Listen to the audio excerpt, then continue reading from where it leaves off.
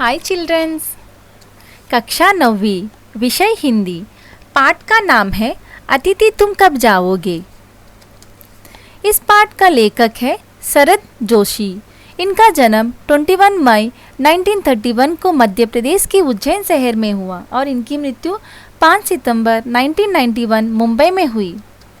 इनके द्वारा लिखी रचनाएं परिक्रमा, राह किनारे बैठ, किसी बहाने आदि। इन्हें पद्मश्री पुरस्कार से भी सम्मानित किया गया। चलिए इस पाठ के बारे में जानते हैं।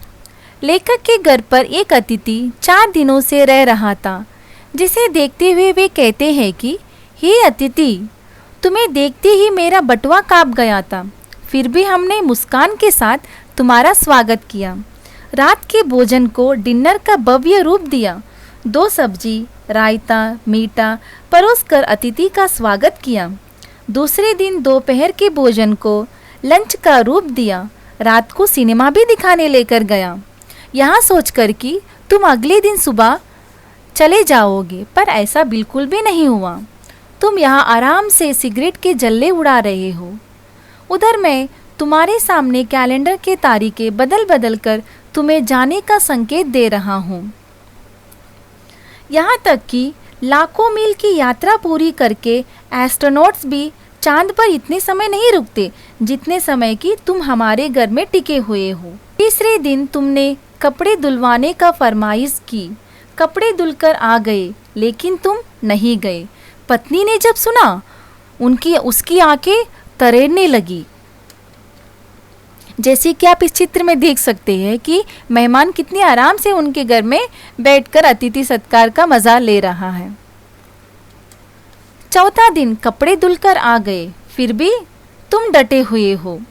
बातचीत के सभी विषय समाप्त हो गई है। दोनों अपने अपने में मग्न होकर पढ़ रहे थे और उनकी भावनाएं धीरे धीरे गालियों में परिवर्तित हो रही थी। सत्कार की ऊष्मा समाप्त हो चुकी थी। अब भोजन की जगह खिचड़ी बनने लगी थी। घर को स्वीट होम कहा गया है, पर तुम्हारे होने से घर का स्वीटनेस खत्म हो गया है।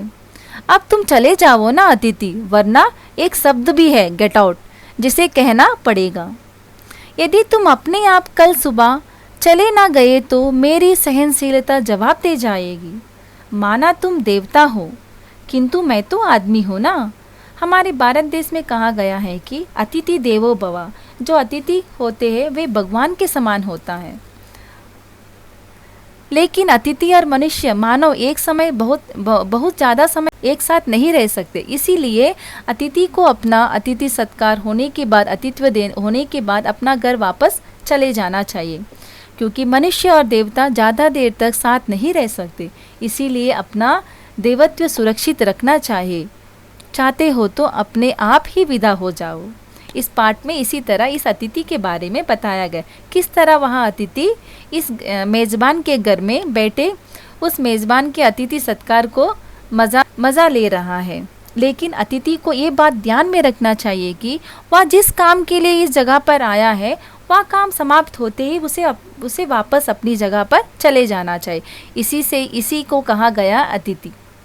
अतिथि के अच्छे लक्षण यही होते हैं। इसी के साथ हमारा यहाँ पाठ समाप्त होता है। धन्यवाद।